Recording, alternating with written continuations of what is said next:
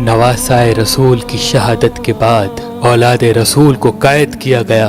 नबी की बेटियों को बेपर्दा करके कूफे और शाम की तरफ ले जाया गया। आगे आगे फौजे यजीद नाचती हुई जा रही है और पीछे पीछे रसूल अल्लाह की बेटियां नवासियां कैद होके बेवारिस व मददगार होके चल रही हैं। फौजे यजीद के हाथ में तमाम शहीदों के कटे हुए सर थे और वहाँ बगैर सर के जमीन करबला पे लाश बिखरे हुए थे। तारीख ने कह दिया कि बगैर कफन और दफन के 3 दिन तक रसूल अल्लाह के खानदान की लाशें जमीन करबला पे बिखरी हुई थी।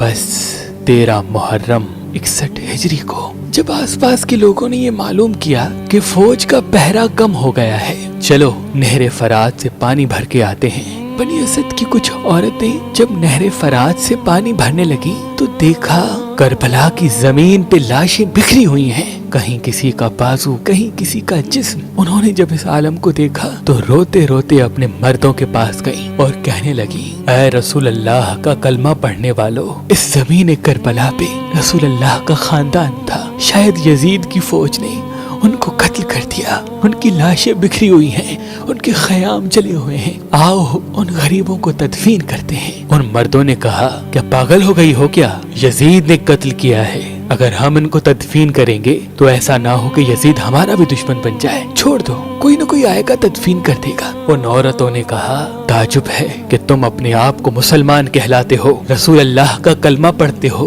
उनके नवासे बेटों के लिए ये मवद्दत रखते हो। क्या कहा था रसूल अल्लाह ने कि मैं अजरे रिसालत कुछ नहीं मांगता सिवाय इसके कि मेरी आल से मोहब्बत करो, मवद्दत करो। अगर तुम नहीं जाते न जाओ, हम जाएंगे रसूल अल्लाह के नवासे को तदफीन करने। बात जब यहाँ तक पहुँची तो उन मर्दों में से कुछ की गैरत जाग गई और वो औरतों के साथ जमीन करबला पहुँचे। बस उनका जमीन करबला पहुँचना था। देखें कि किसी के तन पे सर नहीं, किसको किस तरह तदफीन करें। उन्होंने सोचा कि एक बड़ा सा खड्डा खोदते हैं और सब लाशों को उसमें तदफीन कर देते हैं। वो खड्डा खोद ही रहे थे कि इतनी देर में मोजज़े से एक घोड़े सवार आया।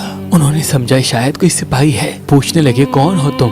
वो घोड़े सवार रो के कहने लगा, मैं रसूल अल्लाह के नवासे का बेटा अली ज़ैनुल आबदीन हूँ। उस जवान को देख के सबकी आंखें भर आईं। इमाम ज़ैनुल आबदीन ने रसूल अल्लाह की अबा बिछाई और जमीन करबला से इमाम हुसैन अलैहिस्सलाम की लाश को चुनना शुरू कर दिया। कहीं से इमाम हुसैन की उंगली मिलती है, कहीं से इमाम हुसैन के जिस्म का कुछ हिस्सा मिलता है, कहीं से पाँव मिलते हैं, कहीं से कंधों का गोश्त मिलता है।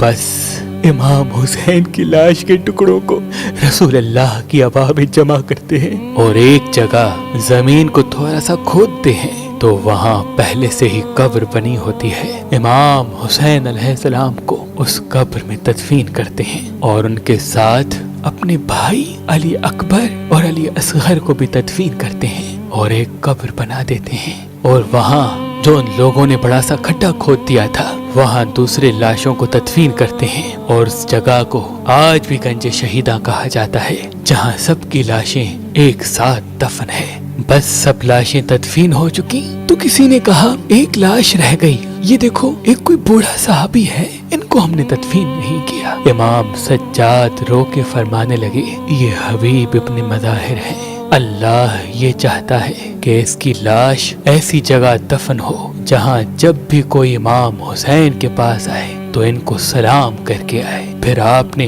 जनाबे हबीब को तदफीन किया। सब जाने लगे तो इमाम सज्जाद ने कहा, रुको, एक लाश रह गई। लोगों ने कहा, अभी तो कुछ नजर नहीं आता। इमाम सज्जाद ने फरमाया, आओ नहर फरात की तरफ।